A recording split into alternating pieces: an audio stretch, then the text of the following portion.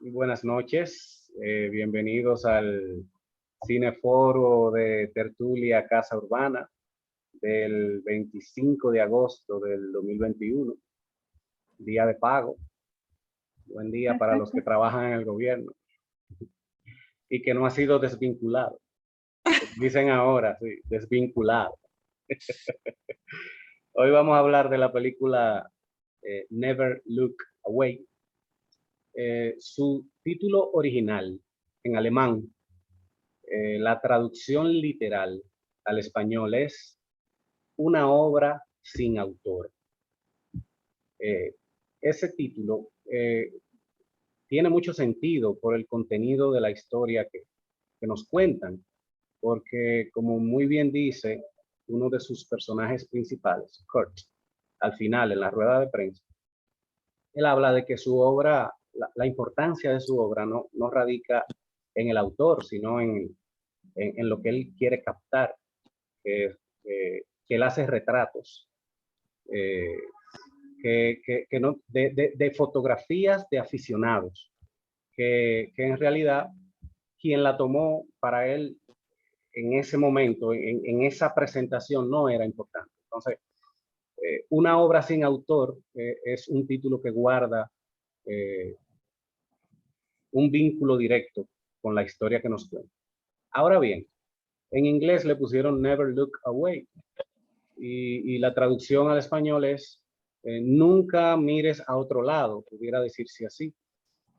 También guarda muy buena significación con la historia de la película, porque es lo que le dice la tía Elizabeth, perdón, la tía Elizabeth es lo que le dice a Kurt cuando es niño, cuando era niño, de que cuando estás ante algo bello, algo importante, que no retires la mirada, que lo veas y que lo muestres.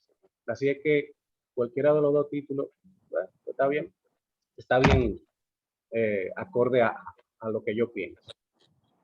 Eh, la película ganó varios premios, pero el premio a nivel mundial en el renglón en el que fue más consistente fue en la cinematografía. ¿Qué es la cinematografía en el cine? Ojalá y Elisa se conecte ahorita para que nos abunde un ching en ese punto. Pero básicamente la cinematografía es cuando se plasma una percepción de imágenes en movimiento con un sentido de querer dar una visión más amplia de la realidad. Es la concatenación de imágenes, de videos, de tomas, cómo se van presentando una detrás de otra y nos va contando una historia. Básicamente en eso consiste la cinematografía. Ahorita mencionamos de que la película dura 3 horas y pico. Yo no siento, la película dura 3 horas y pico, pero yo no las siento. Porque cuando algo nos gusta mucho, difícilmente lo encontramos largo. Si algo nos empieza a parecer largo, pues entonces ya el gusto bajó un poquito la intensidad. A mí me desagrada un poco cuando me apresuran las cosas. A veces yo escucho una pieza musical clásica, hay directores que la tocan en un tempo acelerado. A mí me gusta más cuando las cosas respiran, se toman su tiempo para contarla. Yo me como una comida y me la como al paso, saboreando. Yo veo una película y me gusta que la historia me la cuenten tomándose su tiempo. Eh, entonces, por eso es que yo digo que esta película, aunque dura 3 horas y pico, se tomó su tiempo para contarnos la historia. Y eso yo lo aplaudo mucho. La historia que abarca la película es de casi 30 años, desde que Kurt es niño hasta que es bien adulto. Hay 6 brincos históricos en ella. Aún así, como mencionamos ahorita con el tema del tiempo, ella en cada brinco histórico se toma su tiempo en contarnos la historia. Otro punto a mencionar es que es fascinante ver, para mí lo fue, la comparación de los dos tipos de arte. El arte que se practicaba en la Alemania Oriental, en la RDA, y el arte que se practicaba en la Alemania Occidental, dos estilos distintos, cada uno con su encanto, pero eso llama la atención. Qué interesante ese punto. También quedé fascinado cómo el director Florian Henkel von Donnerschmatt, que fue el director de nuestra película anterior, gracias, Yasmin. Él tiene la capacidad de presentarnos una historia terrible de una forma bella. Ahí tenemos, por ejemplo, la secuencia de cuando están bombardeando, cuando Kurt todavía era niño, están bombardeando el pueblo. Hay una secuencia del bombardeo, que los aviones tiran esas tiras de papel de aluminio para bloquear o hacer interferencia con los radares. En el pueblo se ve una madre cuando va a buscar a su niña para protegerla y le cae una viga en la espalda. También se ve la muerte de Elizabeth cuando entra a la cámara de gas.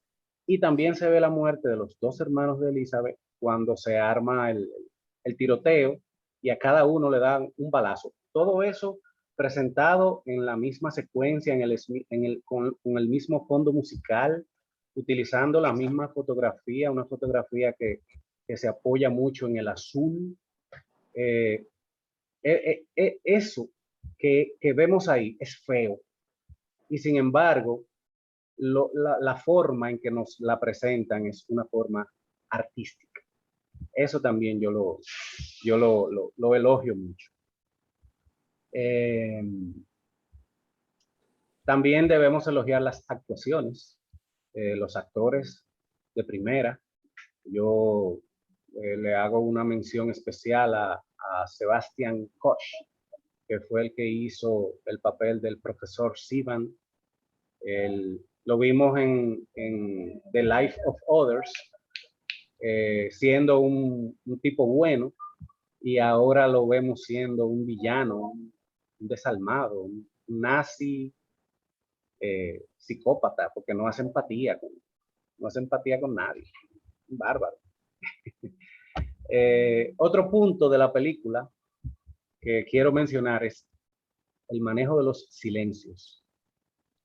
¿Cuántos momentos en el que el silencio nos da información?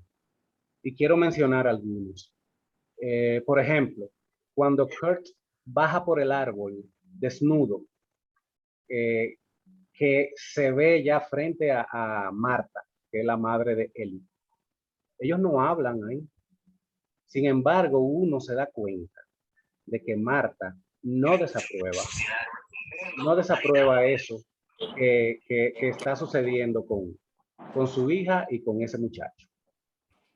Otro momento en que no hablan de un tema específico y uno se la lleva es cuando Kurt va a solicitar el alquiler en la habitación. Doña Marta y él se reconocen. Sin embargo, no hablan de eso. Y en un momento ella le dice a Kurt, qué bonito traje tienes, o algo así. Y es una clara alusión de que ella sabe que el traje se lo hizo la hija. y no lo ha mencionado. Y hay dos momentos más en la película en el que el silencio se manejó de una manera magistral. Uno es cuando hablan por última vez el militar ruso y el profesor Sivan. Cuando el militar ruso por última vez le pregunta al profesor Sivan. Último, 4 de ellos, con gusto, alegre, Alemania Occidental, el director, Florian. La noche de hoy es una moderación compartida. La vamos a llevar principalmente Ricardo y yo. Y ojalá y Jennifer ahorita se anime un poquito a hablarnos de la música. La voy a comprometer. Entonces, voy a terminar por ahora diciendo que la pintura al final que hizo Kurt fue tan impactante en el profesor Simon que él pronuncia dos palabras que en la película entera él no había pronunciado. Cuando él ya está así impactado, en shock, que se va a despedir y se va, él dice gracias. Yo no recuerdo haber escuchado al profesor decir gracias en la película entera. Y cuando ya él va saliendo, que como que choca con la puerta, y entonces él corrige la ruta, él dice perdón. Y eso es de gran significancia porque uno puede darse cuenta de el gran impacto que tuvo lo que él vio, el retrato que pintó Kurt, lo que causó en él, porque se salió completamente de su personaje, quedó sorprendido y abatido. Entonces, le cedo la palabra a nuestro presidente, Ricardo, nuestro Charlatán. profesor, Ricardo.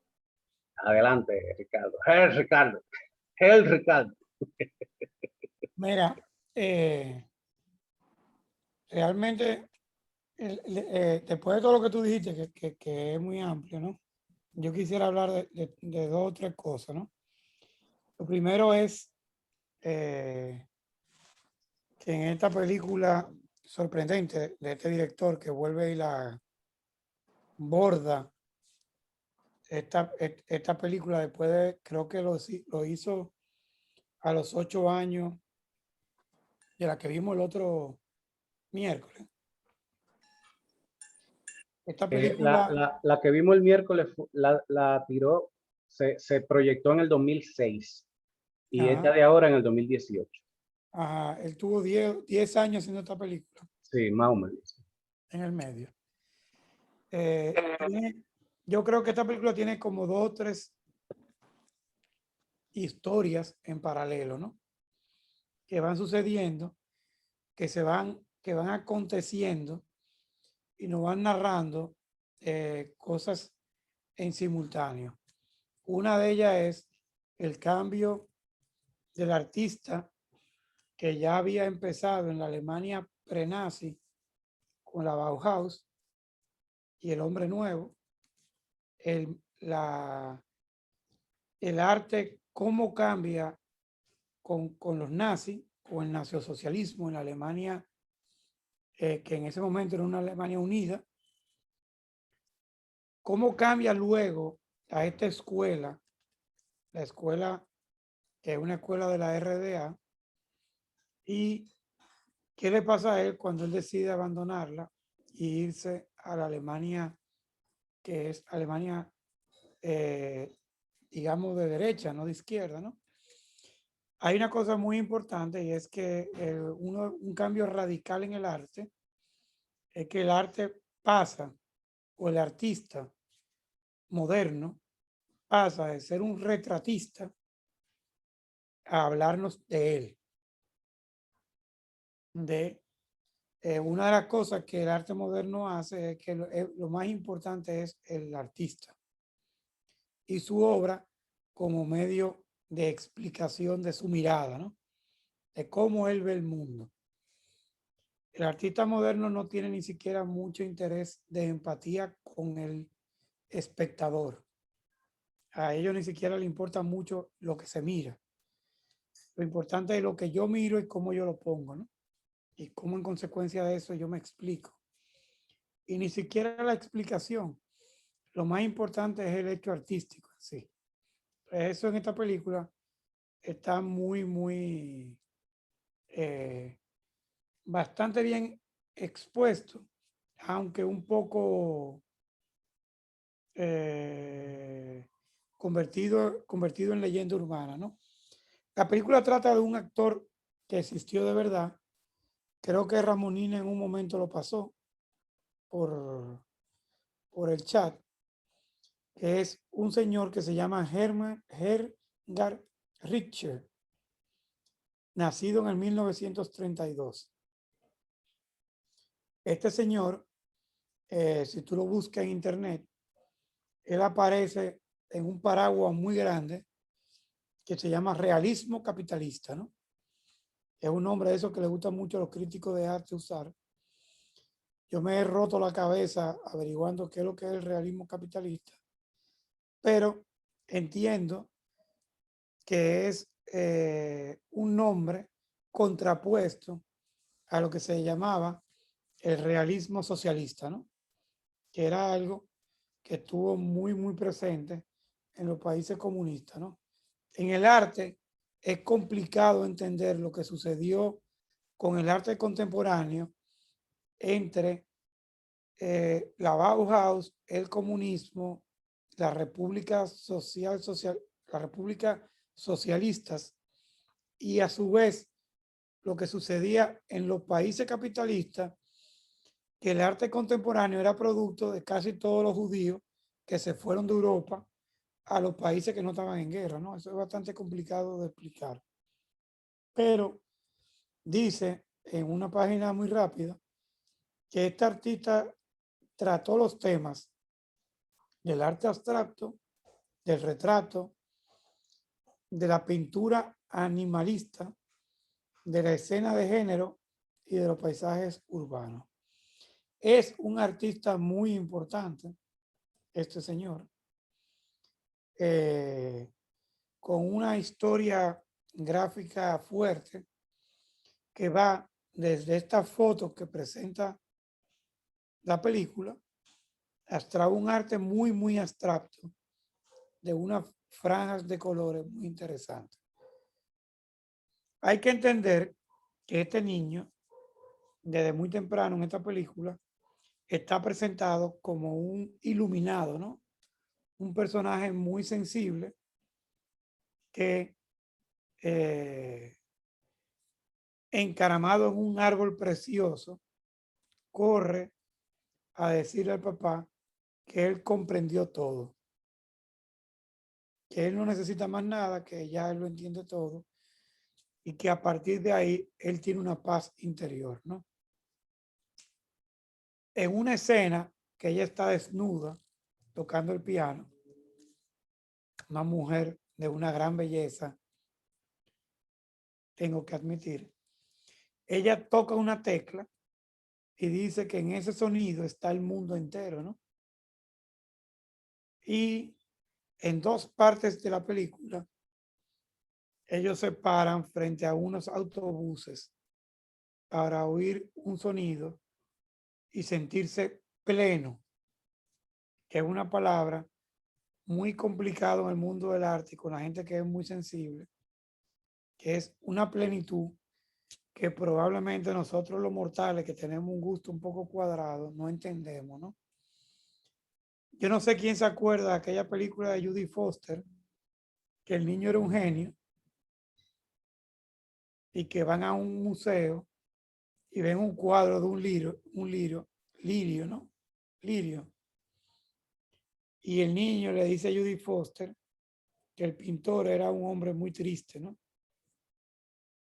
Yo no sé si ustedes se acuerdan de eso. Los artistas tienen una capacidad de ver el mundo en otra sincronía diferente a como nosotros lo vemos. A veces me recuerda un poco a las cosas que Penélope escribe del budismo, del hinduismo, del brahmanismo, donde hay una sensibilidad en otra dimensión de las cosas. Este señor que tiene la calva quemada, que también es un señor que existió en la vida real y que fue un profesor de esa escuela, dice que él volvió a nacer bajo el cuidado de esos personajes que lo untaron de grasa y que lo que él intenta recrear todo el tiempo es ese renacer con el fieltro y la grasa, ¿no?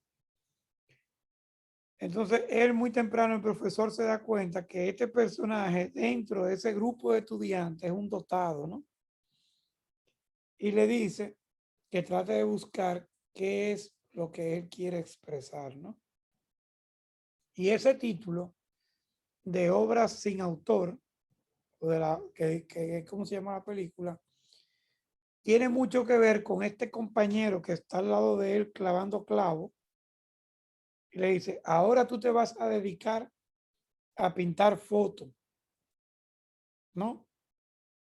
Y él le dice, sí, es como la obra sin autor, es como ser un medium, un transporte de la realidad.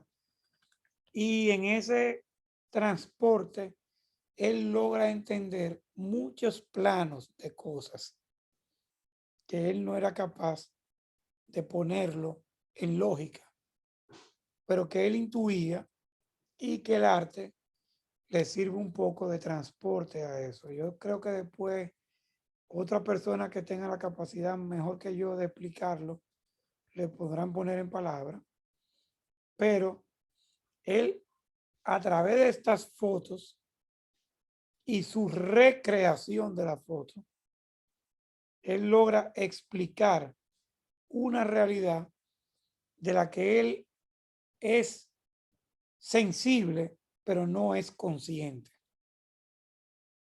No sé si eso es entendible, ¿no? Y cuando le preguntan en aquel, como me recordó mucho como ahora ponen a los jugadores de fútbol en la sala de prensa, él le dice, no, sí hay algo en esta foto, ¿no? Pero yo la transformo, las repinto, y hay una realidad nueva en la foto.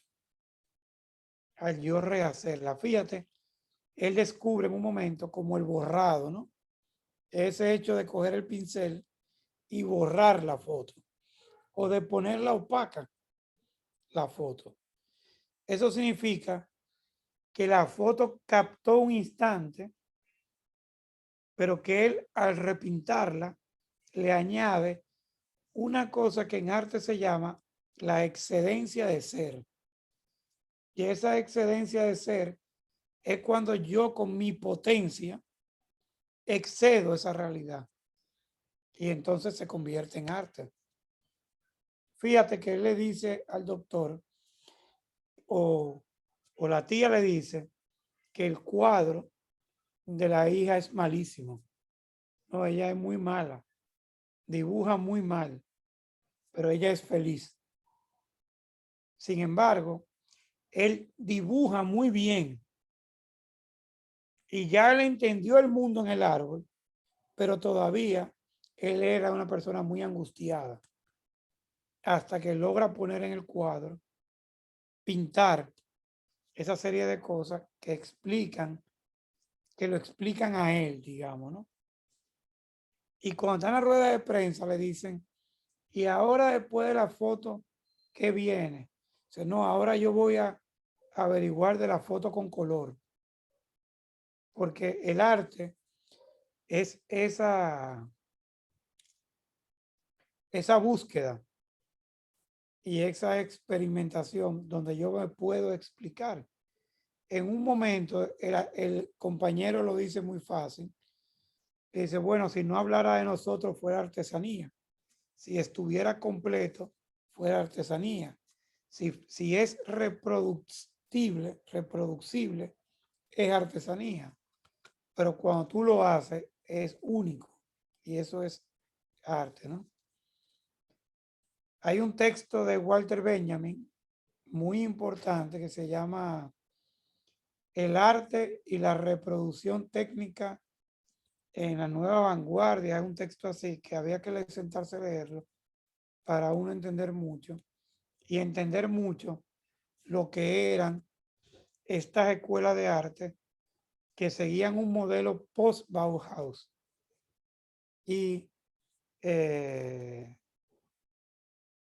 y, y en esa época, fíjate que en un momento el doctor, mediante un lápiz, con un signo de más o menos, dictaba si era loco o iba a ser eliminado, ¿no? Y con un sello, el profesor pone en la misma hoja aceptado y atelier en un formulario. Para uno era un destino de muerte o de encierro y para el otro era un destino de ingreso y de libertad.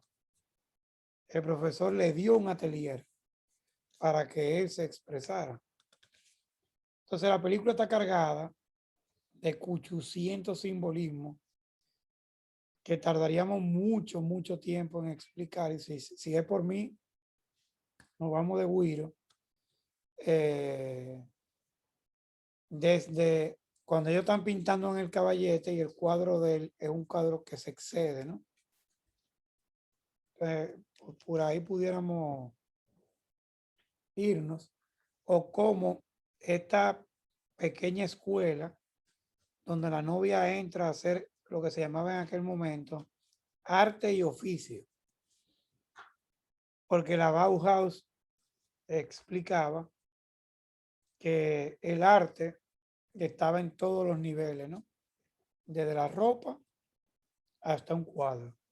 Yo creo que es una muy buena introducción para, para esta película y sorpresivamente él logra enseñarnos o transmitirnos el punto absurdo de desarrollo en el que se encontraba la Alemania pre-nazi, ¿no? Que era un desarrollo absurdo con respecto al resto del mundo. Estados Unidos era casi un campo en ese momento en cuanto al arte se refiere. Fíjate que todo el arte americano se desarrolla a raíz de toda la inmigración alemana que va a Estados Unidos. Un ejemplo muy pequeñito es el Museo Guggenheim, que son unos judíos alemanes que llegan a Estados Unidos y ponen su fortuna a hacer un museo del arte contemporáneo como una herramienta de entrar en la sociedad americana, ¿no? Y se lo encargan al mejor de los arquitectos americanos, que era Wright, que le haga este museo. O sea, es una película que tiene para hablar 2 tertulias o 3 tertulias. Lo más importante de esto es el ciclo, como este muchacho, diría Penélope, que el karma lo lleva a dibujar esta foto y el doctor se encuentra con su karma al final, cuando en un momento la hija queda embarazada, a pesar de sus esfuerzos de que no lo fuera, y cómo este muchacho no renuncia a esta muchacha, que es hija del asesino de su tía, sino que ellos logran formar una familia, uniendo esas 2 familias, y cómo él logra, a través de su arte, suceder en esa sociedad. Yo los invito a que lean la biografía del artista real, que es muy, muy importante. Con eso yo creo que podemos dar paso a, a la manita levantada y a poder hablar de una película que a mí me sorprendió de que este director lograra enhebrar estas 2 películas en esta década. Y varios puntos recurrentes en Sí, aquella película y en esta. Los suicidios, por ejemplo, reitera el tema. sí, y cómo ese muchacho, que es la historia de muchos de esos sobrevivientes de la guerra, tanto alemanes como judíos, lograron rehacer, ¿no?, su vida. ojalá que doña Ramonina pudiera en algún momento. Hay una filósofa judía alemana que es William ¿cómo? Hannah Arendt, que es una filósofa que fue a los juicios de Nuremberg y emitió un edicto sobre eso y fue crucificada después por las mismas personas que lo mandaron. Y como ella dice, no, mira, es que los nazis eran gente mal orientada, pero eran humanos. Y el hombre hacedor, como la figura del hombre que se redime en hacer de nuevo. O sea, hay todo un tema filosófico a través de esta película muy complejo de la voluntad del hombre y el hombre hacedor, el hombre que hace cosas y hace cosas que van más allá de su naturaleza humana, con un tema muy nietzscheano que es sobrehombre, el suprahombre, el hombre más allá de su poder y la explotación de la riqueza, ¿no? Yo soy muy malo para explicarlo, sobre todo a través de un Zoom. Me gusta mucho explicarlo en persona, en una clase de arquitectura. Pero él es un hacedor, un tipo que su única posibilidad en el mundo es pintar, hacer, traducir y transmitir, ¿no? Y eso, quizás estoy hablando de un gran disparate, pero es como yo veo esta película. Y es como yo veo que este director logra transmitirlo, ¿no? Es muy, muy interesante esta película. Y cómo el nacionalsocialismo quiso matar a ese arte y a la vez coleccionaba ese arte porque lo guardaban en bóveda, ¿no? Y también hay toda una lección en la película muy complicado y muy bueno la introducción de hoy con la bolsa inmobiliaria y la burbuja de el cambio del valor del dinero, ¿no? Cómo el arte no vale por el tamaño del arte, ni por lo bueno de la artesanía, sino que vale en la medida que hay un mercado del arte, hay un interés por los artistas y hay un interés por lo que el artista cuenta de él. En el arte moderno, los cuadros no tienen que ser grandes, ni de mucha pintura, ni de muchas horas de trabajo, ni de mucha capacidad pictórica.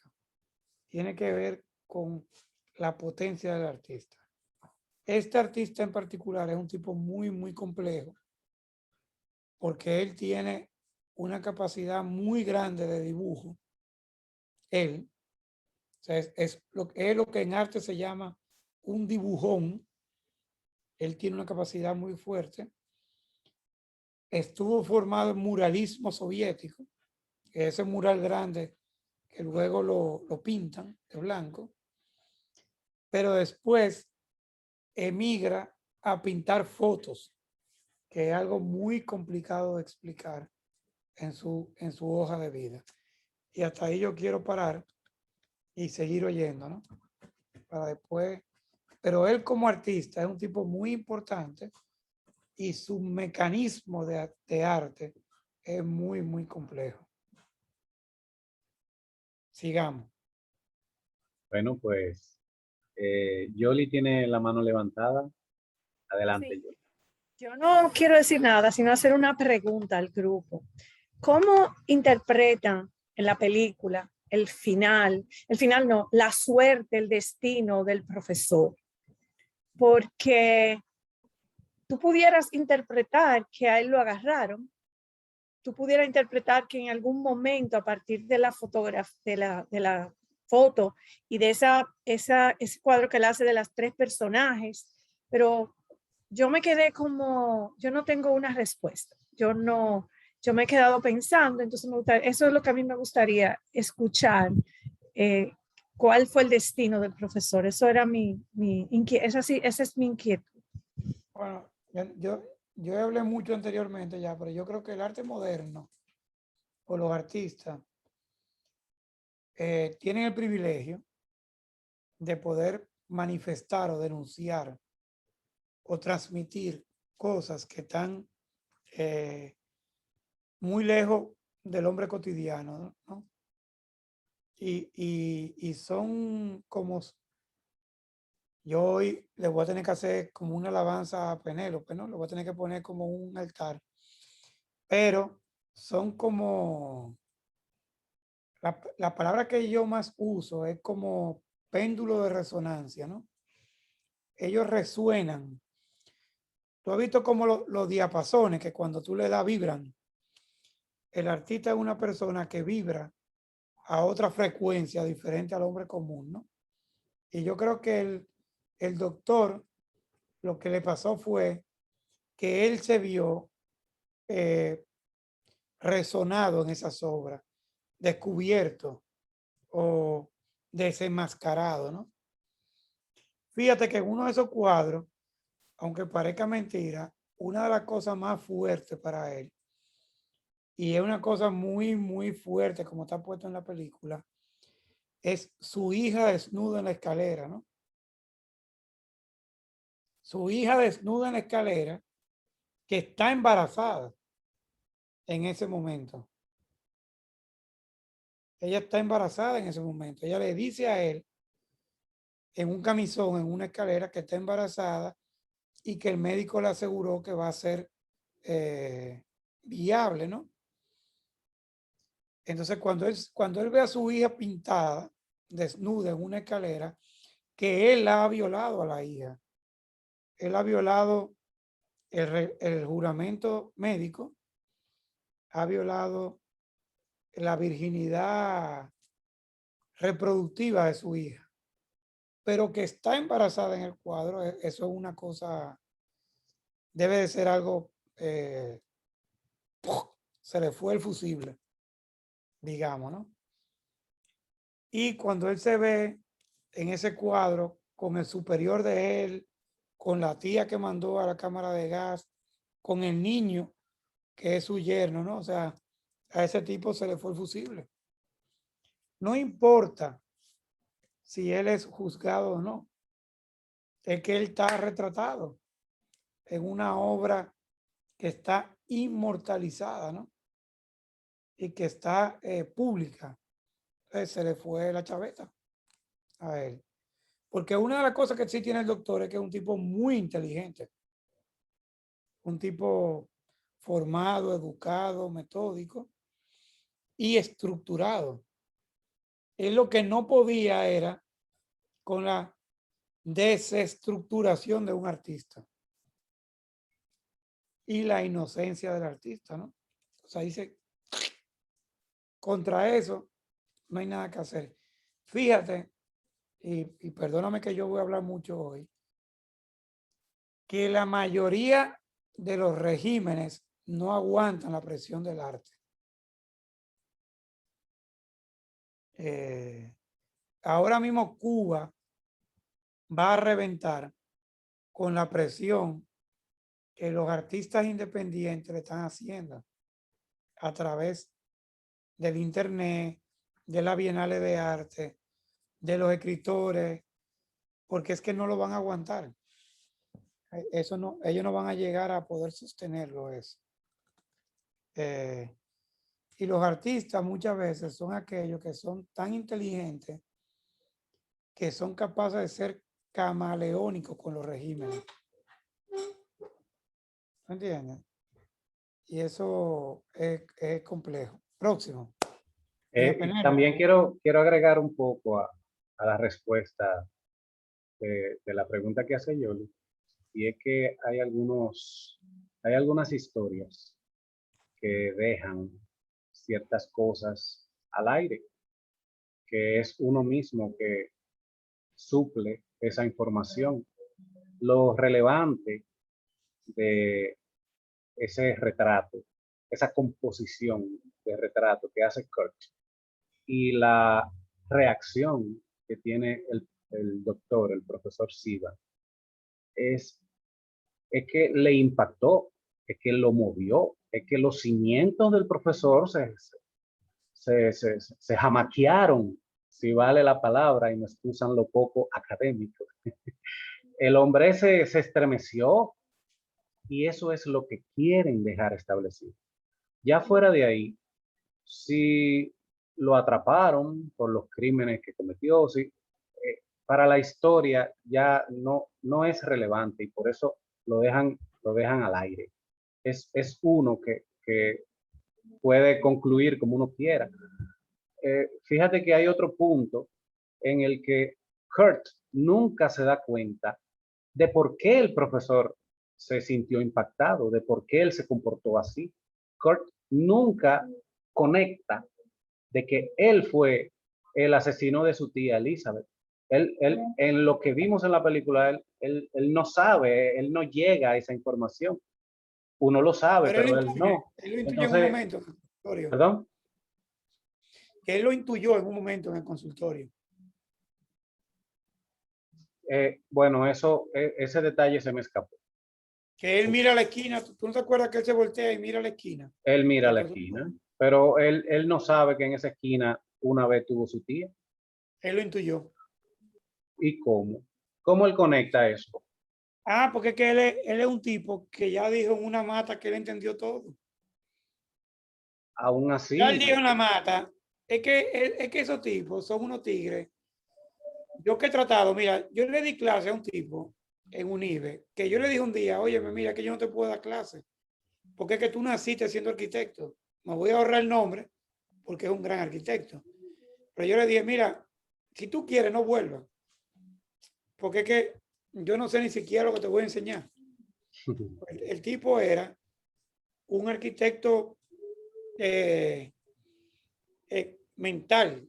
Entonces, hay personas que tú no le puedes enseñar arte porque es que son artistas desde los 0 meses, digamos. Bueno, pero es que el punto de que él, en la película no nos dan la información de que él conectó y de que él ni siquiera sospechó que fue el profesor Sivan que mandó a matar a su tía Elizabeth. Por Yo ningún creo lado. que todo el tiempo. De que él haya mirado la esquina no es información suficiente. Porque él miró la esquina y el director hace la toma de la esquina precisamente donde ella se paró al principio de la película. Yo creo que Pero eso no nos dice a nosotros que él supo que su tía estuvo una vez de pie ahí. No nos lo dicen. ¿Y qué información tiene él para darse cuenta de eso? yo creo que él todo el tiempo lo intuye. Bueno, ok. Eso Es es que lo chulo de las historias, que a veces uno es que los la puede artistas interpretar. piensan, los artistas tienen una cosa aquí atrás, que no es con lógica, que es con otra cosa. O sea, a mí me pagan $10,000 por poner azul, rojo y amarillo en un cuadro y no soy capaz. Y hay unos tigres que cogen un cuadro y le dan $100,000. Entonces tú dices, mierda, pero fíjate que en la película, Julio, el doctor trata a Kurt todo el tiempo como un mensajero. Sí. De hecho, él lo manda a buscar un pasaporte, ¿no? Peor, él lo quiere denigrar, peor que a un mensajero. Él quiere que le dé la misma depresión que le dio a su papá y que se suicide. Eso es lo que él quiere. Pero él le buscó el trabajo limpiando la misma escalera. Ahora. Con la intención de que el tipo se deprima, como lo hizo su papá. Él lo que no cuenta es, en ningún momento, con la potencia de la expresión creadora que él tiene, ¿tú ves? Entonces, cuando él llega y ve el cuadro y se da cuenta que a pesar de todo su cuadraculismo hitleriano, el muchacho tiene una potencia de expresión que es reveladora. A él se le cae la matriz ortogonal que tiene. O sea, se le fue el invento. Pero bueno, una teoría. Bueno, Penélope va ahora. Adelante, Penélope. Sí, precisamente, Yoli, ese fue el cuestionamiento que yo me hice cuando yo vi ese cuadro donde se unía todo. Pero cuando uno se va entonces a la escena del árbol y a la escena, cuando dice, yo lo entendí todo, y a la escena después a lo último frente a los autobuses, cuando los autobuses tocan la bocina y prenden las luces, es en parte, como dice Ricardo, es una intuición que no es racional, o sea, no es desde un nivel consciente, es desde un nivel inconsciente que este muchacho logró entenderlo todo precisamente por eso, por su sensibilidad. Fue como yo puse un día en el chat, fue como una epifanía. Como una palabra. Pero no porque él pueda como demostrarlo ni explicarlo racionalmente, con datos, sino simplemente como una epifanía. Y como dijo Yasmín, que es una frase lindísima, Yasmín, lo de la pureza del corazón, para mí es de las cosas más lindas de la Biblia, porque a mí me tocó una vez hacer un ensayo, una presentación sobre el rey David. El rey David, con todos sus pecados, que fueron grandes, pero era un ser humano puro de corazón. Y por eso fue el rey que fue el rey más grande de la Biblia. Entonces, este muchacho tiene una sensibilidad y una pureza de corazón tan grande como la tuvo también su tía. Para mí, esa película hermosísima, porque hasta yo como mujer, pero aún así, esa escena, por ejemplo, del desnudo de ella tocando el piano y después cuando ella se le para enfrente desnuda y le dice, nunca mires para otro lado cuando tú veas la belleza, porque realmente el niño desde chiquito tenía esa sensibilidad y entonces al contacto con la tía fue como si ella le dejara ese legado de esa sensibilidad, esa loquera. Fíjate que en la familia como que comentan, pero como que este muchacho heredó lo mismo de la tía.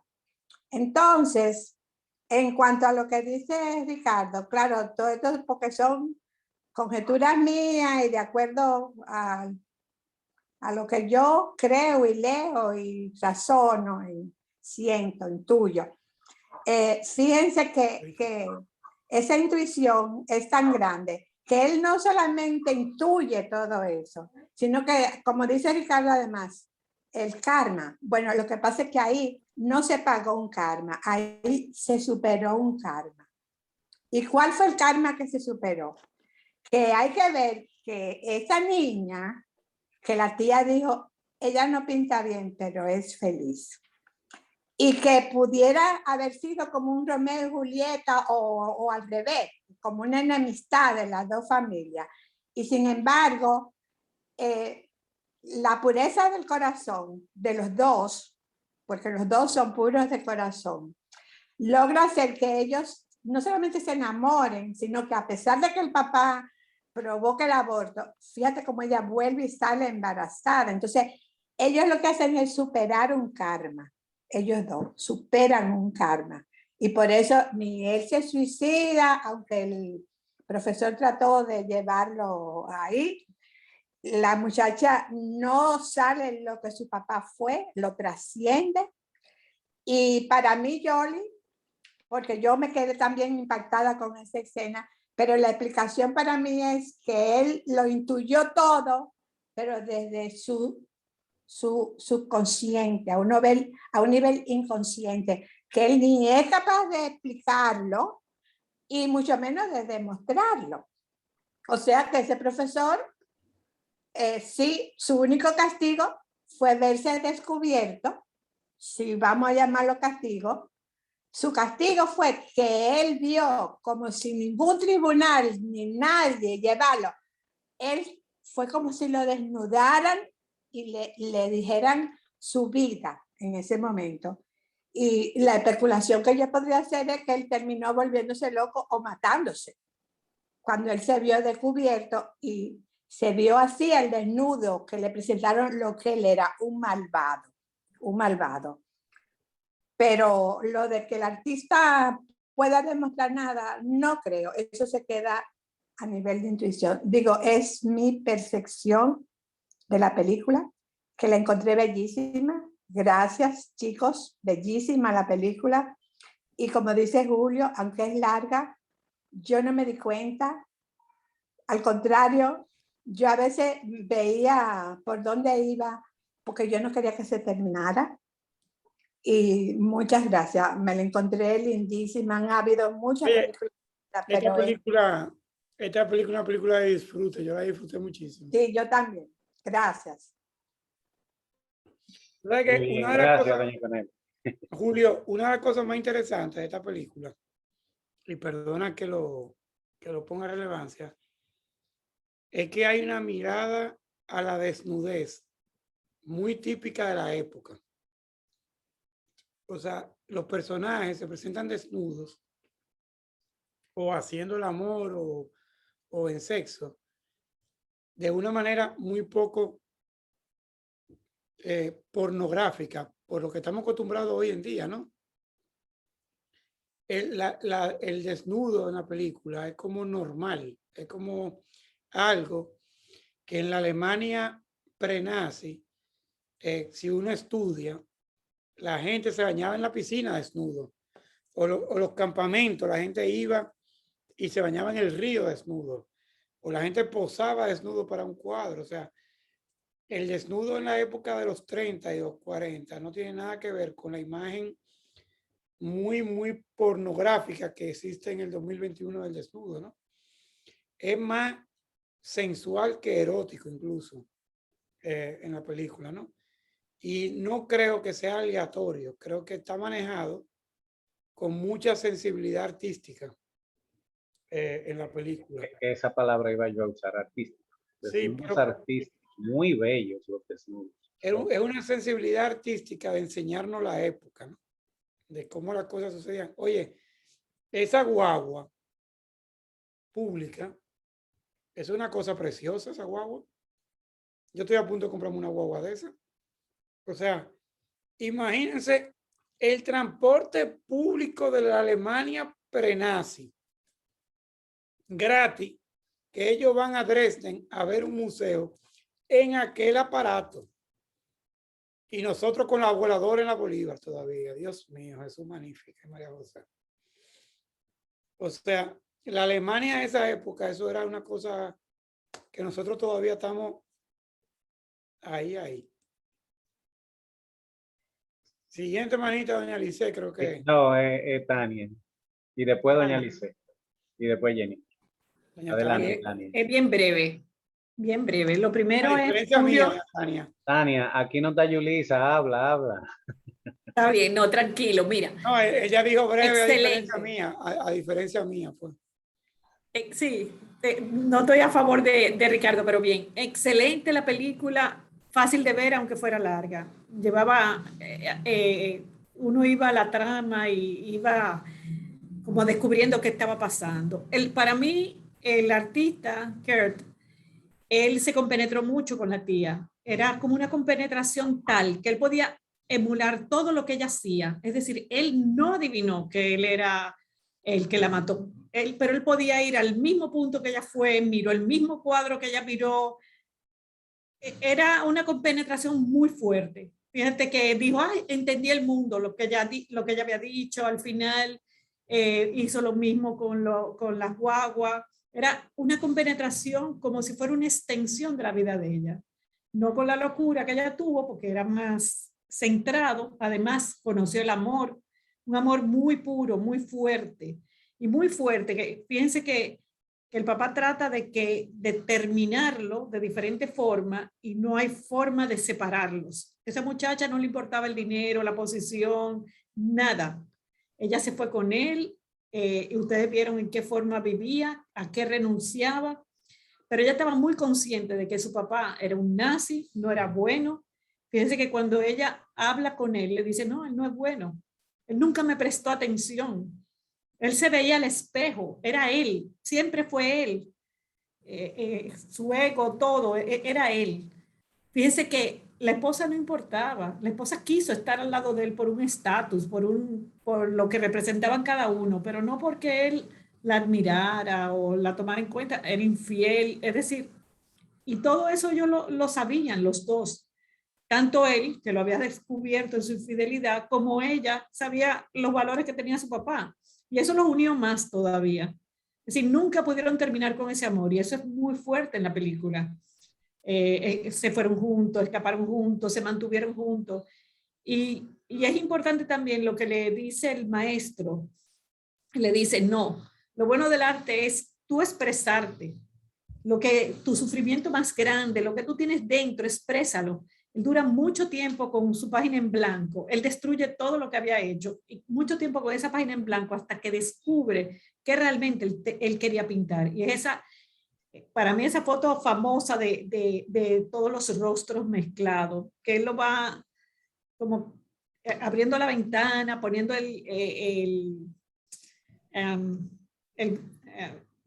no me acuerdo cómo se puede decir, que él ve la foto en grande, el amplificador, El proyector.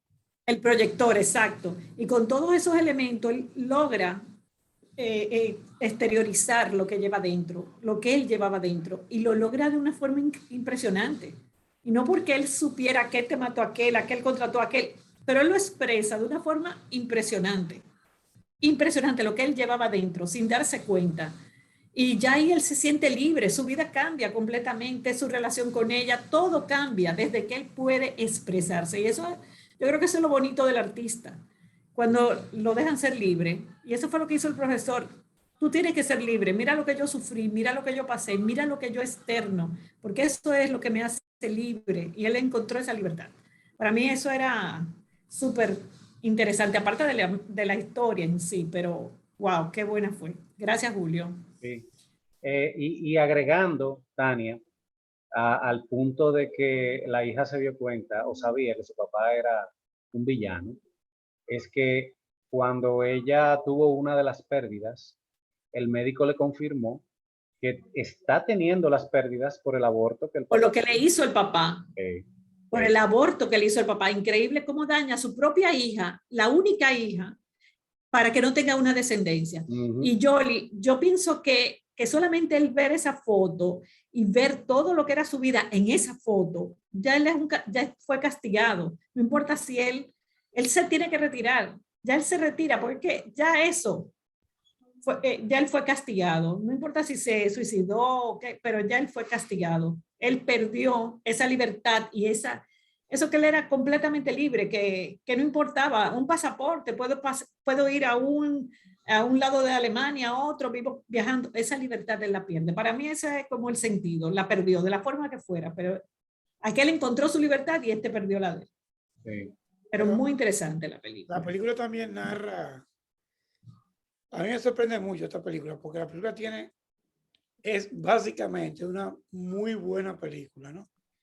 Por ejemplo, buena fotografía, buenas actuaciones, buena cinematografía, como dijo Julio. Hay una muy buena puesta en escena de las épocas, ¿no? O sea, la película quizá tiene un punto flojo cuando quiere explicar de una manera un poco banal lo que sucedía en todas esas escuelas de arte, pero es que es muy difícil de resumirlo. Ha durado 4 horas, Ricardo. Que si se ponen a explicar con mayor detalle, dura 4 horas. Ellos dos, como pareja, encarnan lo que le sucedió al hombre europeo contemporáneo. En una cosa muy extraña, ¿no? Son hijos de la guerra, vivieron en el comunismo y salieron a la democracia, ¿no? O sea, esa vivencia que hoy en día quedan pocos ya. Personajes, de todos esos personajes hoy en día tienen más de 90 años. Tienen 80 largos, 90 largos, ¿no? O sea, quedan muy pocos personajes que nacieron en la Segunda Guerra Mundial y que o sea, el cambio de mentalidad de esa persona. Es muy bonita la película en ese aspecto. Sí. Dale, Julio. Doña Lisette, adelante. Buenas noches. Yo entré tarde porque estaba dando clase de equitación y ni siquiera me he bañado, pero no quería perderme esta película porque para mí, yo les agradezco infinitamente que hayan puesto esta película, asignado esta película, porque yo diría que yo no he visto una película más bella y más completa en toda mi vida. Yo se los digo, para mí ha sido una de las películas más completas y más bellas, porque el arte para mí no tiene una definición como no la tenía la poesía para Borges. Borges dijo que para él, que era el más poeta que nada, la poesía se sabía lo que era, pero que no podía definirla. Y para mí el arte es igual. Se sabe lo que es, pero no se sabe, no se puede definir el arte. Y ese muchacho es un iconoclasta desde el principio hasta el final, porque era un gran genio. Era un genio que irradiaba un aura de genialidad y de brillantez artística que miren, ese muchacho se metió a todo el mundo en un bolsillo. Ese muchacho hizo lo que quiso sin hablar mucho, sin decir mucho. Ese muchacho era taciturno, era tranquilo. Él solamente veía lo que quería ver. Y fíjese que al final lo difuminó para que la realidad fuera difuminada como él quería que se fuera. Pero en realidad la película fue una obra maestra de arte y como cinematografía, yo no puedo decirlo, ya ustedes son los que saben, pero para mí el arte en todo sentido, esa película tuvo un momento, yo tuve un déjà vu con esa película porque la vi en dos partes, la vi hora y media, y en la segunda vez tuve un déjà vu con la parte anterior, aunque ustedes no lo crean. Yo no sé, vi esos círculos concéntricos que él había pintado anteriormente, que pintó en su época, en la época en que hacía loqueras, porque para los artistas nuevos, los artistas Bauhaus, no existía la pintura, según ellos. Pero la pintura, la pintura es, ¿cómo no va a existir la pintura si la pintura es arte? Y él lo que sabía hacer era pintar, era dibujar y pintar. Él no sabía hacer disparate de lo que se hacía, de los modernos. Él no era ¿cómo se llama? Un realista, ¿cómo es? Modernista, ¿cómo se llama? ¿Cómo diría Ricardo? Un realista el artista de verdad está clasificado como realismo capitalista. Okay. Pero es que yo lo entiendo lo que quiere decir, porque a los capitalistas les gusta el realismo, pero el realismo de él era muy sui generis, era sumamente a su manera. Y fíjense que al final lo reconoció uno de el que habló para la prensa. Dijo, aquí está el hombre que representa el arte de nuestra generación. Aquí está. Y no hacía ningún disparate, pintaba como se debe pintar, con dibujo, porque es que, señores, esa es la verdadera pintura. Para mí, no es que a mí no me guste la pintura abstracta, me encanta y trato de comprenderla y la veo, y fíjense que en mis libros yo la describo a mi manera, pero verdaderamente una pintura sin dibujo, porque pues, para mí no es pintura. Pero él cambió, él tuvo mucho arte abstracto después. Por supuesto. Bueno, pues perfecto, pero pasó miren por lo que pasó y cómo se hizo famoso. Además, todo lo demás ya se ha dicho. Yo creo que ya no puedo abundar en más nada. Esos desnudos, los desnudos existieron desde la época de Grecia, los desnudos artísticos. O sea que eso no es nada nuevo en el arte. Pero ese desnudo de ellos, de esos dos cuerpos, uno unido al otro, eso para mí fue espectacularmente genial. Y parecía una escultura inamovible. Era algo bellísimo, es precioso, porque eran esos cuerpos tan bien hechos y tan poco indecentes, tampoco era simplemente sensual y bello. Y él era un genio desde el principio hasta el final. Gracias, eso es todo. Me encantó la película. Muchas gracias, muchas gracias. Con relación a los desnudos, hasta cuando están entrando en la cámara de gas, todas esas jóvenes desnudas, Toda hasta en vera. esa escena tan terrible, se veían esos cuerpos bien lindos, bien presentados. Sí, porque es que ellos, la película fue bella, la película fue preciosa y todo el mundo, los buenos eran buenos y los malos eran nazis. Hasta el desnudo de la jovencita con síndrome de Down.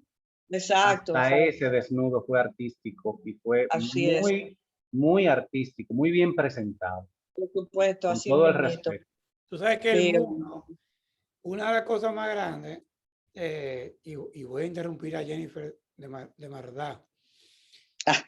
Una cosa que le dieron a mi hijo en el liceo francés, y es que ellos estudiaron en un momento los genocidios en la historia.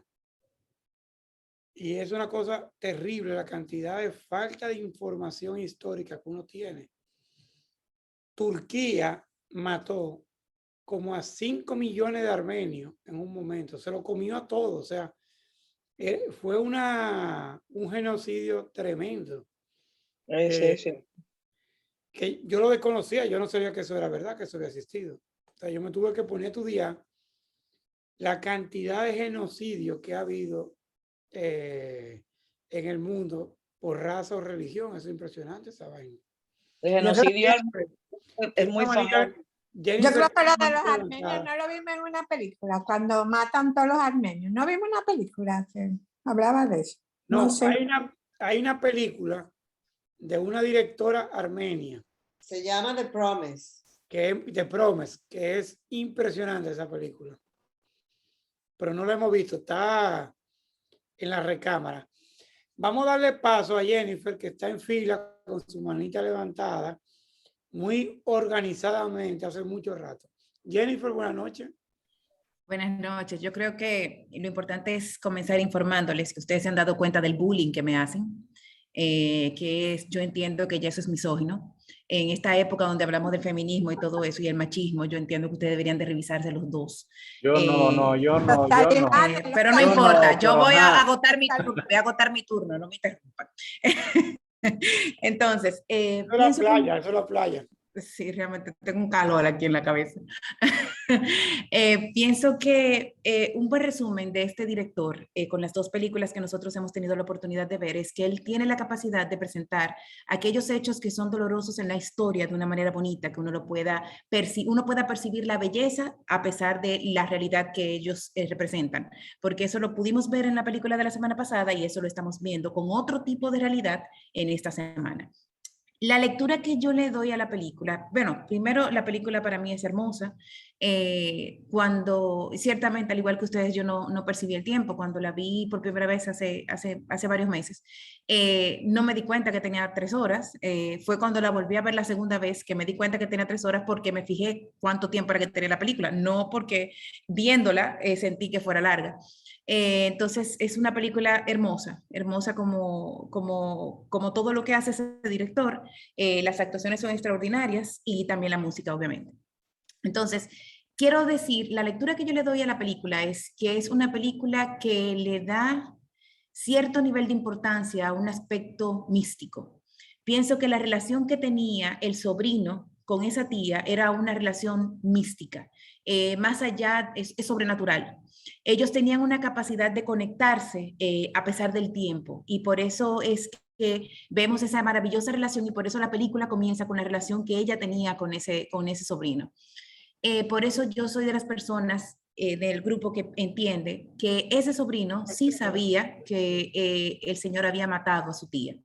Entiendo que las señales que se proyectaron en la película, al principio obviamente no lo sabía, porque inclusive la hija no quería enseñar ese lado de su papá. Fue cuando el papá le hizo esa operación en los ovarios, que fue, creo que fue le ató las trompas o algo así, porque no solamente fue un aborto. El propósito no era solamente abortar, sino que ella no pudiera tener hijos y que tuviera que abortar en el tercer mes o en el segundo mes cada vez que quedara embarazada, porque el propósito del papá era que ella no tuviera descendientes.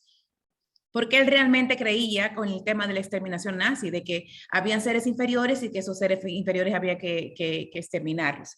Entonces sí pienso que al principio él no sabía, pero cuando la novia comenzó a hablarle sobre el padre con el traje militar, él fue entendiendo lo que había sucedido porque él tenía esa conexión mística con esa tía. Entonces, viendo eso, y les digo, vuelvo a reitero que eso es la lectura que yo le di, pienso que la película resalta los valores de la resiliencia y el perdón a través de esa generación nueva. ¿Por qué? Porque nos enseña, y no hace hincapié, pero lo sabemos, que la mayoría de todas esas personas que causaron tanto daño durante la Segunda Guerra Mundial, durante el periodo nazi, la mayoría de esas personas, todas quedaron impunes. Entonces, en esta película lo que tratan de enseñarnos es, pienso yo, que en esta segunda generación, donde vemos a la hija de un verdugo y el hijo de una víctima, perdonen, porque realmente la justicia no existe, porque hubo impunidad, todas esas personas quedaron libres, se escaparon a Argentina, se escaparon a China, se escaparon a Brasil, y nadie fue juzgado, solamente un pequeño grupo que ni siquiera representaba un porcentaje adecuado de todo el daño que se hizo ahí. Entonces pienso que la película refleja esa resiliencia, ese perdón que nos corresponde a nosotros como generación, no de olvidar lo que pasó, sino sencillamente de continuar. Y eso es lo que yo pienso que hizo el personaje del joven, de Kurt, cuando sabiendo continuó. Pero sin embargo, recalco el tema de que él lo sabía, porque no pienso que haya sido una coincidencia el que él haya pintado precisamente a su tía con él en brazos. Y justamente el suegro fue y vio la foto, y yo entiendo que el suegro, por primera vez en toda la película, se sintió que lo habían identificado, se sintió amenazado, y no puedo decir que haya sentido vergüenza, porque no creo que le haya sentido vergüenza, pero sí no se sentía cómodo en la presencia del yerno, sencillamente porque ya él se había señalado. Él se había encargado de que esa imagen de él no hubiese salido y sencillamente se dio. Entonces, pienso que cuando él pinta eso, él refleja eso en el suegro, pero a pesar de eso sigue con su esposa y a pesar de eso no le reclama al suegro. Entonces pienso que eso es parte de la resiliencia. Y lo sustento en el hecho de que la película eligió una de las ciudades más impresionantes que hay en Alemania con el tema de la Segunda Guerra Mundial, que es Dresden. El bombardeo de Dresden es uno de los bombardeos que han sido más criticados en la Segunda Guerra Mundial. Se entiende inclusive que, bueno, Inglaterra, los Estados Unidos y Francia se tratan de decir que el bombardeo de Dresden era un bombardeo que estaba justificado porque habían fábricas que construían y colaboraban con las armas. Sin embargo, lo que bombardearon fue la ciudad. Y la ciudad de Dresden se entiende que era una de las ciudades más hermosas que tenía Alemania, competía con Florencia en cuanto a belleza, en cuanto a arte. Entonces se entiende que fue una venganza por parte de los aliados el bombardear a Dresden. Y siento que el hecho de que hayan ubicado la película precisamente en esa ciudad, donde se entiende que se hizo tanto, como que fue tanta hazaña por parte de los aliados, pienso que es precisamente para que uno vea el tema con resiliencia, de que no vamos a encontrar la justicia, de que las cosas que pasaron fueron fuertes, pero a pesar de eso tenemos que seguir viviendo con eso y que no podemos seguir albergando ese rencor y ese odio en nuestros corazones. Me encantó la película, me encantó la música de la película, me encantó el sentimiento que une los personajes. Me encantó la fotografía en sí de la película. Realmente, como decían anteriormente y como yo decía la semana pasada, es una película que refleja de manera bonita aquellas cosas que son bastante difíciles para nosotros, inclusive difíciles para leerlas en un libro de historia. Entonces nos da pero sin embargo nos deja ese sentimiento de perdón.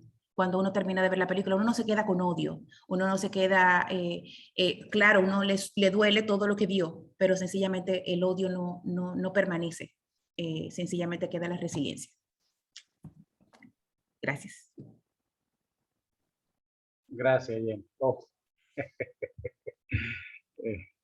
Ricardo, ¿algún comentario del comentario? Lo de Dresde fue una cosa muy particular de la guerra y muy criticada.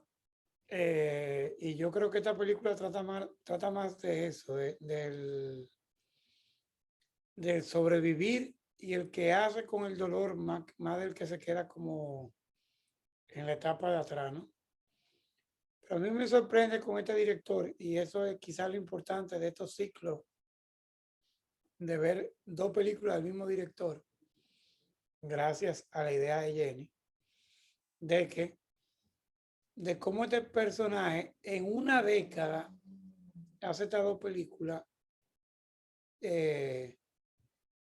yo diría como bien alemanas, son como perfectas, ¿no? La fotografía es preciosa, la luz es bonita, el mobiliario está bien, la ambientación es buena, la comida, los cuadros, wow, o sea, son unas máquinas de hacer un cine como correcto. Y esta es una película con la cual yo sería capaz de dar un semestre de clase de arte contemporánea, ¿no? O sea, es una película con la cual tú pudieras perfectamente explicar casi todo el arte europeo de entreguerras. Es una cosa muy, muy bien. Me parece una película, no te voy a decir que es una obra de arte como película, pero muy importante para verla, digamos. Sí. ¿Quién tiene mano levantada? Tania tiene la mano levantada. Pero es solamente indicando, Jennifer dice, él se dio cuenta, y yo insisto que no, por el hecho de que cuando él dibuja la foto, inclusive pone al jefe del profesor, al que él ni siquiera conocía, relaciona todo como de su interior, y cuando el profesor ve la foto, él mismo se sorprende, no sabe ni siquiera por qué reaccionó de esa forma, es decir, él se sorprende. Si él lo hubiera hecho de manera consciente, no le sorprende que la forma en que reaccionó el profesor. Yo creo que su subconsciente fue más fuerte y son hasta cosas que él mismo no conocía, que la pudo unir en esa misma foto. Es decir, es algo, sigue siendo como algo impresionante para mí. Como Sí, por eso, yo voy por eso, en esa perdón, misma onda, Tania. por eso yo pienso que es místico. Yo no creo que Kurt se haya enterado. Pero no fue su consciente. Si hubiera sido el consciente, sus reacciones son diferentes Sí, contra ese señor. por eso yo dije que había una relación mística entre la sobrina y el sobrino y la tía. Yo pienso que él llegó y que supo, pero no pienso que haya sido una búsqueda racional, sino porque él tenía aspectos sobrenaturales. Sí, para mí, él tenía una sensibilidad sobrenatural, como la tenía la tía, porque la tía cuando entró al consultorio, inmediatamente identificó esa foto, ese dibujo lo hizo su hija, y le habló de su hija sin siquiera saberlo. Y esa misma condición la heredó ese sobrino que tenía esa relación con esa tía. Exacto. Inclusive al final nos quieren enseñar ese cierre de esa relación. Inclusive yo pienso que la liberación y como el perdón vino en el momento en que el sobrino le solicitó a todos los choferes que pusieran la bocina de las guaguas. Pienso que ese es el cierre del círculo donde se ve ese perdón, donde se ve esa relación, esa unión con él y con su tía. O sea, yo realmente sé que él lo supo. Cuando él vio la reacción del señor, él supo perfectamente quién era, porque él pudo relacionar esas caras. Y cuando él estaba en la cena, que él agarró cuando él estaba en la cena, que vio la actitud del suegro, él le pidió a una persona, a un comensal, présteme el periódico, por favor. Cuando él vio el periódico y cuando él lo leyó, él entendió todo. Porque él leyó el periódico y dijo, no, pero este era el jefe de este señor.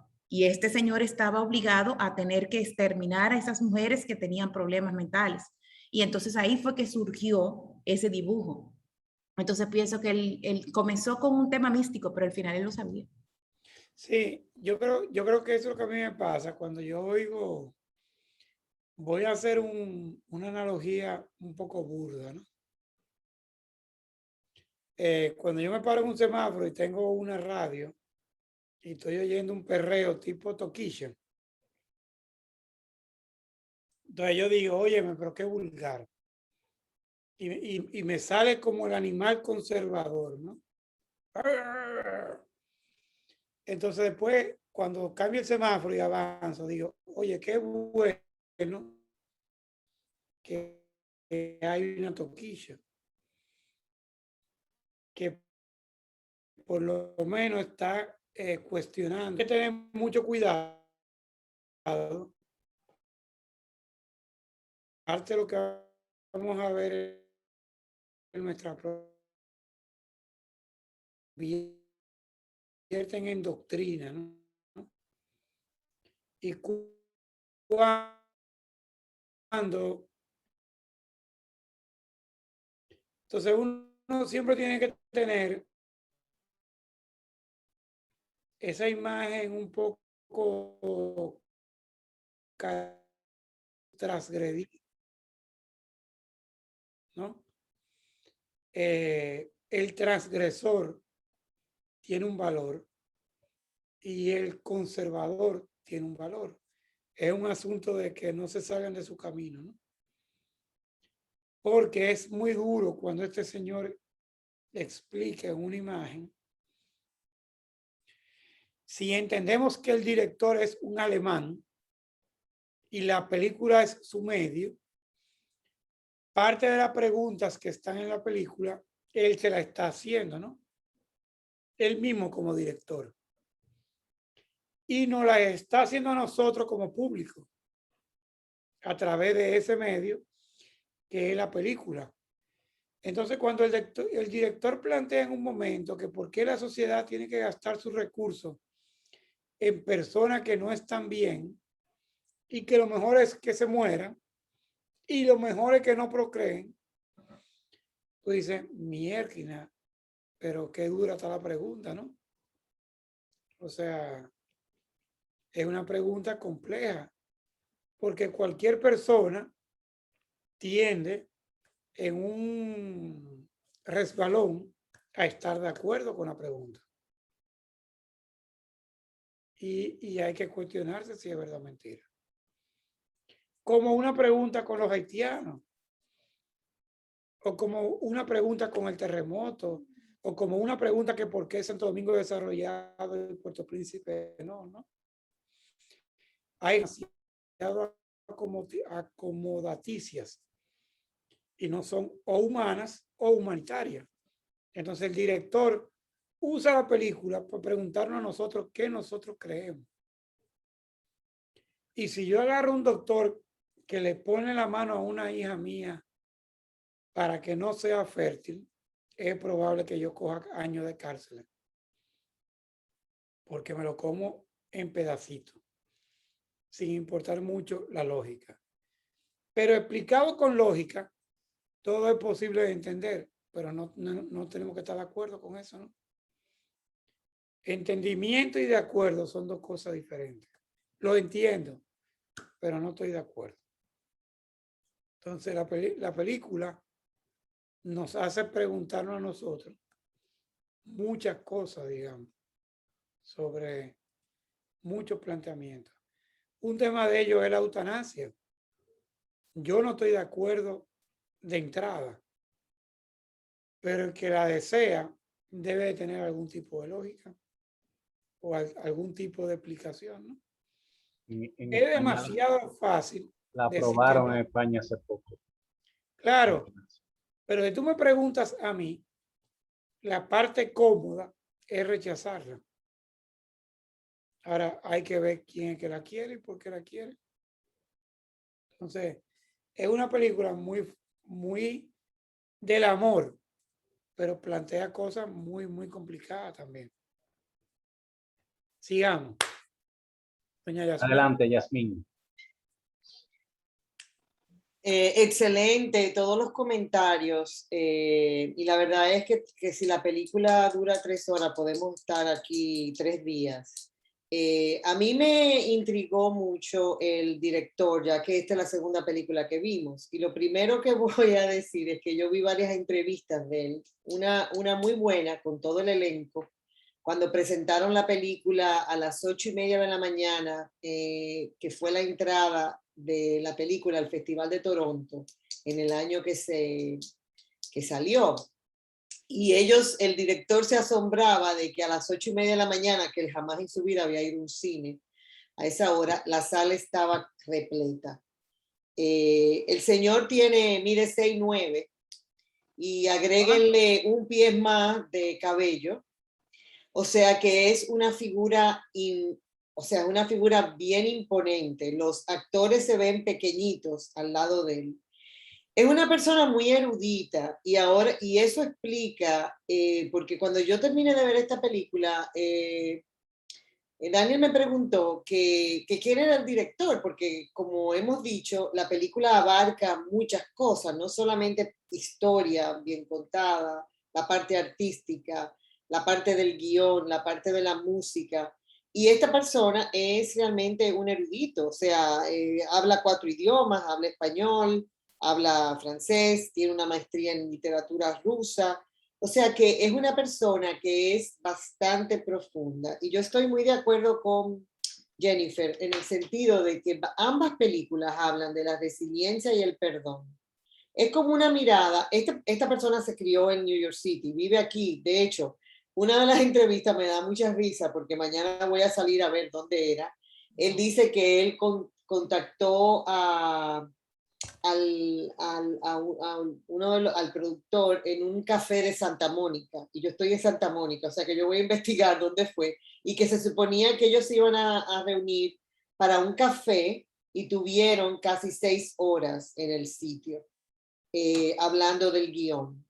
Y que originalmente ese señor, cuando presentaron la película, dijo que la película duraba 4 horas y que a él le dolió tener que quitar escenas para que tuviera una duración de 3, porque aparentemente este señor, la verdad es que tiene mucho que decir.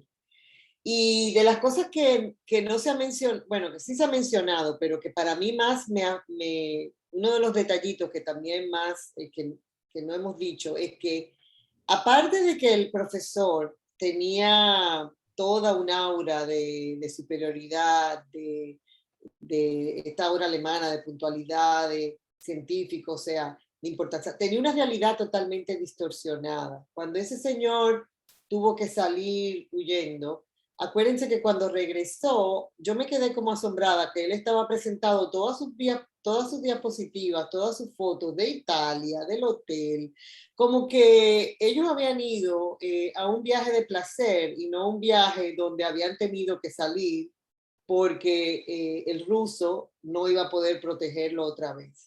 Entonces, me pregunto si muchos de esos nazis que salieron todos huyendo estaban en esa realidad distorsionada, que era una realidad donde para ellos la percepción que tenían era que no era que estaban huyendo, sino era que estaban pasándola bien. Lo otro es que estos alemanes que han salido él nació en Colón, el protagonista, en el 73, no es tan mayor.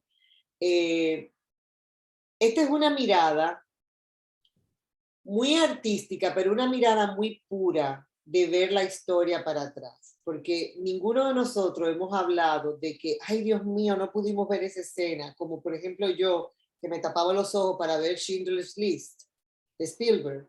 O sea, es una mirada alemana del proceso alemán, pero de un proceso justo.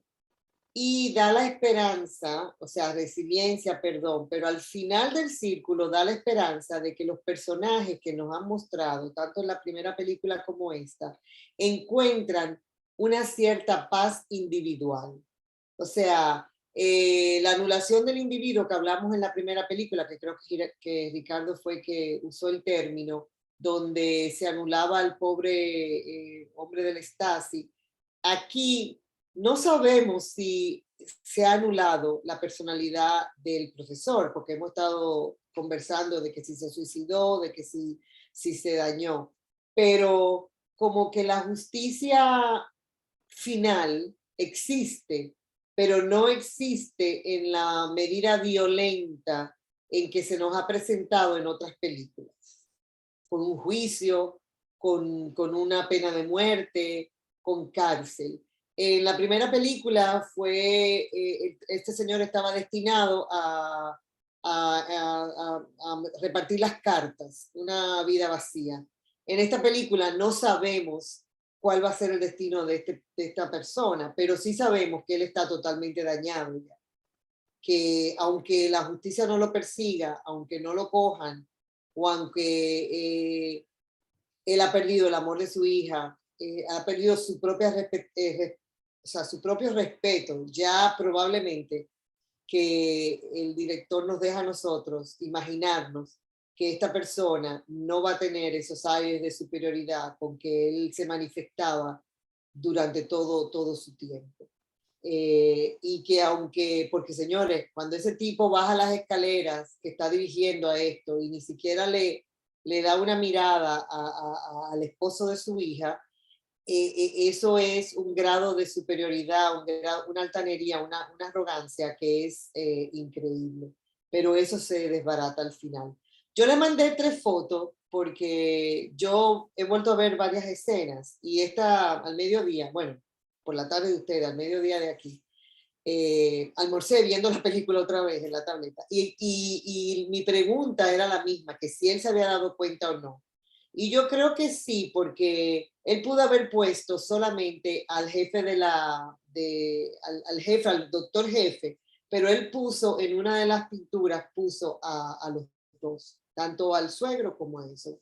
Excelente, les doy las gracias porque estos directores se las traen, estas son películas que no, o sea, que uno no las ve así en Netflix, pero la verdad es que el director cerró ambas películas, cerró el círculo y lo cerró dándole la reivindicación a los personajes que eran buenos, al artista y la esposa, y en el caso de la primera película al escritor, y aquí cerró con un círculo malo, entre comillas, a los personajes que no eran, que eran malos, que fue al cartero, el pobre, la Stasi, o sea, la única cosa era repartir sus cartas silenciosamente, y a este señor que sabemos que su propia personalidad, su propio ego, estuvo totalmente aniquilado al final. Gracias. Una cosa para Jennifer. Bueno, después que dejemos de grabar. Eso se lo digo después que dejemos de grabar. Hable sin miedo, hable sin miedo. El actor principal, que habíamos coincidido que era una persona muy atractiva, parece mentira lo que es el cambio de rol de personaje. Esta vez yo no me lo encontré nada atractivo. Eso es cierto, es verdad. Como que tiene un aura tan negativa y precisamente por el hecho de que uno ve que no se arrepiente nunca, uno no hace esfuerzo en ver esa belleza que tiene el actor realmente. Acordémonos que en la película anterior el escritor tenía un aura de inocencia, que nos preguntábamos por qué había sido, tan inocente de pensar que él estaba exento a toda esta vigilancia. Y eso yo creo que era parte del personaje en sí. En una de las entrevistas también quiero decir que este señor, el artista principal, no Kurt, sino el villano, cuando él le pidió que fuera, que participara en la película, él mismo confesó en esa entrevista que él tenía sus dudas porque él no quería ser el villano, que él no quería ser el malo, pero lo hizo muy bien, de verdad. Sí, lo hizo muy convincente. Hay muchos actores que dicen que disfrutan más haciendo de villano que de héroe, que de- que es más divertido ser villano. Sí. Habría que preguntarle a este actor cuál personaje disfrutó él más haciéndose. Si el de villano o el de bonachón. Como dice el letrero en el aeropuerto de Barcelona, las chicas buenas van al cielo, las malas a donde quieran. Sí. Yo después que vi la parte de la galería de arte de la Alemania occidental, ese arte moderno y todo, me animo a que nosotros vamos a hacer una galería de arte porque es que ahí se hizo lo que se pensó. Ahí las expresiones artísticas, a veces uno decía, pero Dios mío, ¿qué es esto? Y la gente ahí, el galerista es muy importante, porque hubo un cuadro, hay una partecita en la película, donde había un cuadro que como que, sin embargo, lo que le decía el galerista a las dos personas que estaban viendo el cuadro fue que hizo la diferencia, fue que los convenció a ellos de comprarlo. El arte tiene al artista y tiene al marchante de arte, al curador, que es el galerista, que es, por ejemplo, Picasso, Miró, no hubiera sido nadie si no hubieran tenido a sus galeristas, ¿no? A sus curadores, a sus editores. No es así. Ahora dice que no, pero es así. Es una gran influencia la explicación de la obra de arte. Sobre Otra todo, cosa que está en la película. sobre todo con el arte abstracto. Otra cosa que está en la película muy presente, y es que está contrapuesto en la película, lo que pasa es que es difícil de darse cuenta, el arte con la publicidad. O sea, él aparece en varias escenas dibujando letreros y hay muchos póster y muchos anuncios de la época, de lo que fue la época socialista, y hay una narrativa en la película un poco atrás sobre todos esos letreros, ¿no? Es difícil darse cuenta, pero están ahí, de letreros de comercio, los símbolos nazis, el mensaje soviético, que eran letras más grandes. O en un momento en una clase, él le quita una tela a dos letreros políticos que eran idénticos. O sea, hay toda una parte atrás que es muy importante, hay mucha literatura sobre las artes publicitarias, tanto comunistas como naciosocialistas, ¿no? Y es porque en ese momento fue la primera vez que se manipularon como la comunicación de masa, ¿no? A través de las pancartas, las vallas y todo eso. A quien le interese eso y le interesa el cine, hay varios reportajes de los Juegos Olímpicos de Berlín y de los documentales. Fue una mujer, la directora de esa película, y es muy, muy interesante. Eso es que, por ejemplo, casi todo sucedió en Alemania o en la Primera Guerra o en la Segunda Guerra. Lo demás sucedió en la Revolución Francesa. Eso, casi todo en la historia contemporánea ha sucedido en 3 o 4 cosas. O es la Revolución Francesa, o es la Primera y Segunda Guerra Mundial en Alemania, o es la América de la Guerra Civil, o Japón de preguerra. Después lo demás cuenta poco. Eso, la Revolución Francesa y la Ilustración, eso no tiene madre en la historia. Bueno, Yo creo, Julio, que tú puedes hacer cierre. ¿Hay cierre ya? no, yo preferiría que lo hiciera Si fuera Yulisa estaría en un ataque histérico de que son las 9:36. Dale, Jennifer, cierra. El espíritu de Yulisa que se manifiesta. Siguen haciendo bullying, siguen haciendo bullying. Señores, yo sigan. creo que ya nosotros terminamos por el día de hoy. Muchísimas gracias por acompañarnos.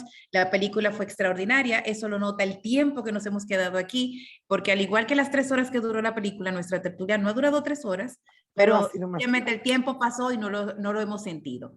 Para la semana que viene continuamos con Alemania. Vamos a ver una extraordinaria película donde probablemente nos dividamos en 2 bandos. La película es de un director alemán sumamente famoso y quizás en algún momento ustedes la han escuchado. Se llama The Wave, La Ola. Es una película que nos honra como Cineforum, ya que es una de las películas favoritas de todos los cineforums, precisamente por el tema que recoge y por la división que genera. Así que entiendo que la semana que viene tenemos también, al igual que hoy, una extraordinaria tertulia, precisamente por todos ustedes y sus aportes. Así que muchísimas gracias. Jennifer, que yo hoy tenía mono de Cineforum, tenía ganas.